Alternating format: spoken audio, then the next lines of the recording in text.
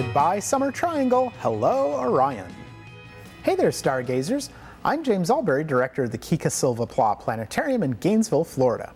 And I'm Dean Regas, astronomer for the Cincinnati Observatory. We're here to help you find your way around the sky. Daylight saving time is over, and with sunset times around 5:30 p.m., you can see the stars earlier at night. That's right, James. And as darkness falls, brilliant Venus will greet you. But we'd still like you to stay up a little later so you can see both the stars of summer and the constellations of winter.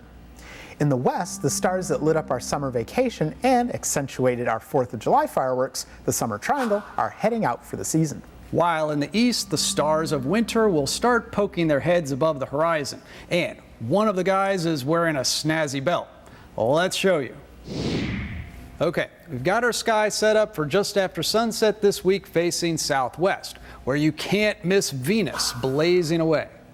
Now that it gets dark earlier, you can see Venus, go inside to eat a nice dinner, go back outside for a walk, and see some lovely new stars rising. And you can still get to bed relatively early. Relatively early, but we want to convince you to stay up at least till 10 p.m. That's when the stars of winter really shine. If you join us for some stargazing at 10 p.m., you'll see the familiar stars of the Summer Triangle in the western sky. These are in order of brightness: Vega, Altair, and Deneb, and you'll see them in this part of the sky for a few more weeks. Vega is part of the constellation Lyra the Harp, which looks like a little parallelogram attached to Vega. Altair is part of the Eagle constellation named Aquila, which looks like a diamond shape. And Deneb is the tail of Cygnus the Swan, which some people also call the Northern Cross. Each night, these stars will set earlier and earlier, but they will linger in the evening skies through December. I wish summer would linger right through December. Now let's face east to preview the stars of winter. Here you'll find 6 of the 20 brightest stars in the sky, and some of the most distinct and recognizable constellations. 2 stars of similar brightness are low in the northeast. You might call them twins. They're Pollux and Castor, stars that mark the heads of the celestial Gemini twins. Up higher in the east, you'll spot bright white Capella. This is the brightest star in the constellation Auriga the Charioteer. Over to the right of Capella is a star with an orange tint embedded in a V shape of fainter stars. This is the bullseye of Taurus the Bull, a star called Aldebaran.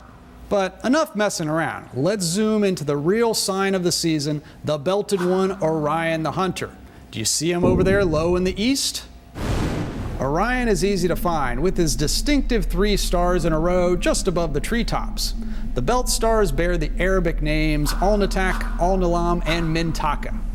The belt is definitely cool, but the brighter stars in Orion are great to check out too. The bluer star to the right is called Rigel. That marks the left foot of the mighty Orion. Rigel is one of the absolute brightest stars around. It's really far away as stars go, at almost 800 light years from us. Then, the star in Orion that is decidedly redder is up and to the left of the belt. This is Betelgeuse, a red supergiant star about 640 light years away. It's easy to remember because it just so happens to mark Orion's armpit. Betelgeuse is one of the largest stars in the galaxy. If it took the place of our sun, Betelgeuse would extend out beyond the orbit of Mars. That means the Earth would orbit inside of it. Ooh, ouch, that would be hot. So, enjoy the early stargazing this week and look for Venus right after sunset. Then stay up after 10 p.m. to see the Summer Triangle setting in the west, while Orion, Gemini, Auriga, and Taurus rise in the east. It's all there when you keep looking up.